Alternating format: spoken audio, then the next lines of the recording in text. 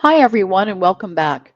This week, we're going to talk about one of the most important skills in recovery, something that can make the difference between spiraling into cravings or staying grounded and safe. We're talking about support, but not just in a general way. We're going to explore something more specific. How do we know what kind of support we need and when? Because the truth is, we don't just need more support. We need the right kind of support for the moment we're in. So today's session is called What Type of Support Helps and When?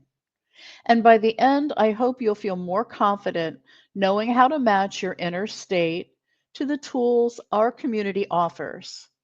Let's begin by looking at why this matters. When we're dealing with cravings, overwhelm, or that sinking feeling of, I can't do this, it's so easy to fall into the old story.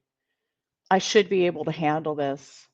If I were stronger, I wouldn't need help. I should just try harder. But here's what we know: processed food addiction doesn't respond to willpower, it responds to structure, repetition, and connection. And none of those things happen in isolation. Your brain has been rewired by years, sometimes decades, of exposure to highly addictive substances, often in environments full of stress, chaos, and pressure to perform. That wiring doesn't disappear because we've read a good book or had a moment of insight. It takes time and support to change. And that's why this community was built, not just to give you information, but to surround you with reinforcement. So let's look at what kinds of support are available here and how you can begin using them more intentionally. One of the most powerful things about this community is that it's layered. There's not just one way to get support. There are multiple tools designed to meet you where you are, whether you're exhausted and overwhelmed or curious and ready to dive in. Let's break them into two categories: passive support and active support. Passive support means you don't have to do anything but receive. You can be quiet, you can be tired, you can be mid task. These tools still work. The first one is background listening. You can play recovery content in the background while doing the dishes, commuting, getting ready for bed, folding laundry, whatever you're already doing. And this isn't just noise, it's actually rewiring your brain by gently exposing you to new thoughts, calmer tones, and practical skills. Number two is daily emails. These short, science informed messages are designed to interrupt the spiral and bring you back to your intention. Even if you don't feel like reading them, just glancing at the subject line can ground you. The third is listening on a call. You're always welcome to come into a session and not speak. We even have a way for you to put up your hand to signal, I'm here, but I don't want to share right now. That signal is honored. Listening alone can shift your state. Number four is the video library. And let's not forget our recovery video library. This is an incredible resource. Hundreds of videos led by Dr. Joan Ivland and experienced advocates. These cover nearly every aspect of recovery. You can start with any video that catches your eye or let them run in the background. It's like having 24/7 reinforcement at your fingertips. Try choosing one passive support tool this week and making it a routine part of your day, even just for 10 minutes. Active support means you participate in some way. You show up, ask, reflect, or speak. These tools are especially powerful when you're feeling stuck or disconnected. Number one, sharing during structured time.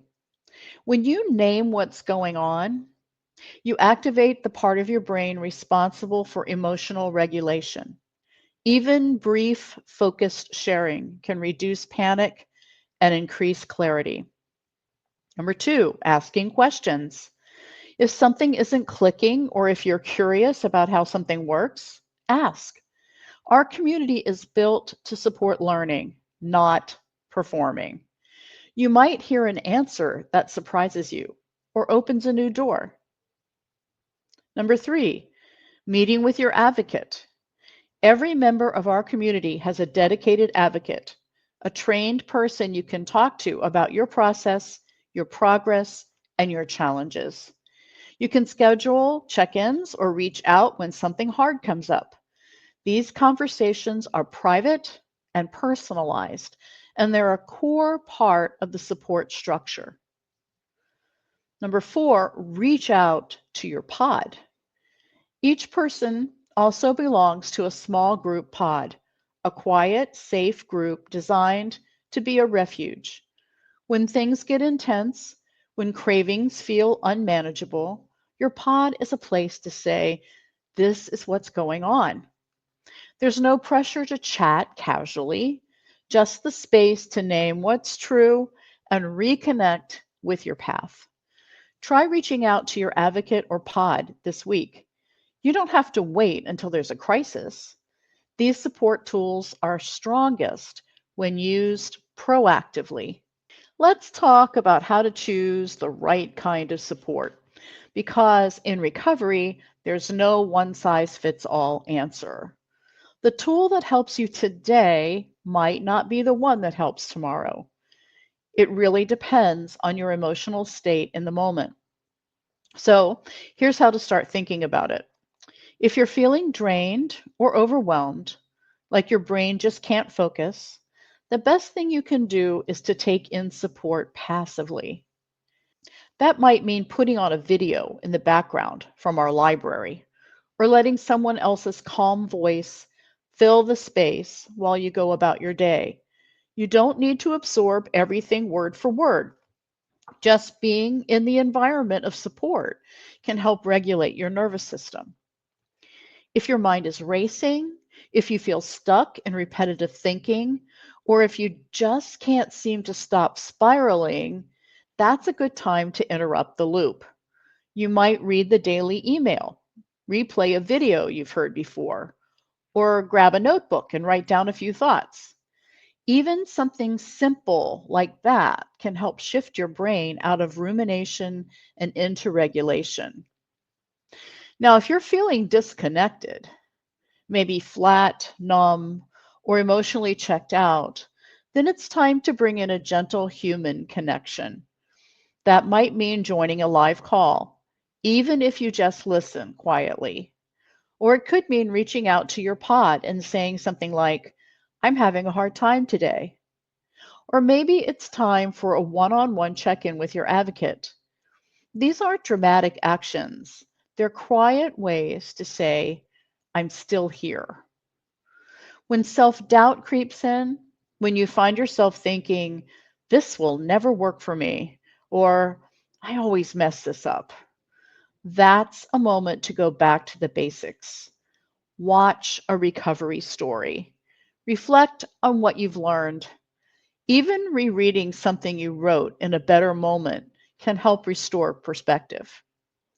And if you're feeling curious or a little bit more focused, that's the time to lean in a bit. Maybe ask a question you've been holding back, or watch a new video with a topic that really applies to you. If something clicks, write about it. When your nervous system is calm enough to engage, you can build a lot of strength just by exploring something new.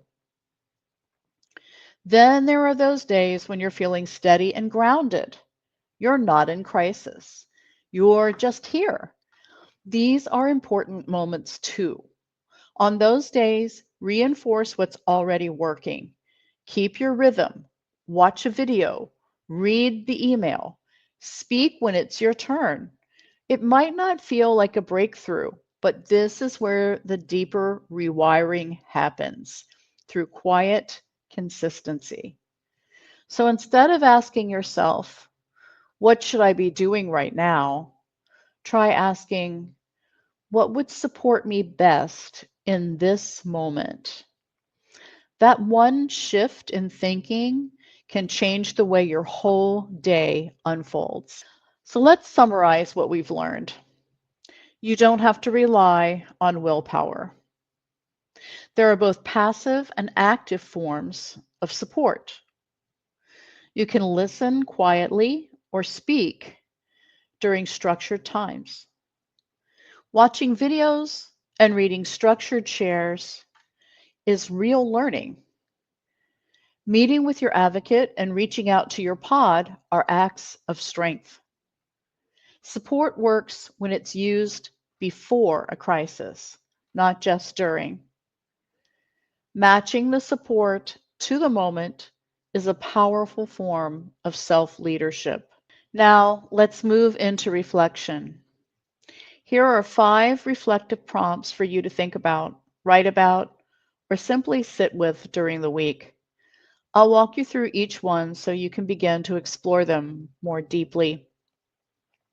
Number 1, when was the last time I reached for food instead of support? What might I try next time? This prompt helps you to notice patterns. It's not about blame, it's about learning. Think back to a recent moment when you felt overwhelmed or tired and reached for something to eat. What kind of support might have helped in that moment instead? This is how we begin to shift reflexes. Number 2, what kind of support feels safest and most doable for me right now, and why? There's no right answer here. Maybe listening feels safest. Maybe emailing your advocate feels doable. This prompt is about honoring where you are, not where you think you should be. Safe and doable. That's where we start. Number 3, is there a time when just listening helped shift my state? What did I notice? This one helps us build trust in the power of passive support. Think of a time when you were just listening on a call or had a video playing in the background and something inside you shifted. What did you hear? What changed in your body? We want to recognize that change is happening, even when it's subtle. Number 4, what makes it hard for me to ask for help and what would make it easier? This is a powerful one. Many of us have parts that learn to survive by staying quiet, by not needing anything. This prompt is about gently getting to know those parts, not forcing anything, just noticing what gets in the way and what might soften the edge. Number 5, what's one way I could stay connected to support during a busy or stressful day? Recovery has to fit into real life. So this prompt asks, what's one way, even a small way, you could stay connected when the day gets full? Maybe it's listening to a video or while you do laundry. Maybe it's reading the daily email during lunch. One tiny connection can anchor you. Support isn't about weakness. It's about rewiring. It's about learning new reflexes that help us stay steady when the old patterns try to pull us off course. So if you take nothing else from this session, take this. You are not alone. And you never were meant to do this alone. Let's keep practicing together. Thanks for being here, and I'll see you in the next session.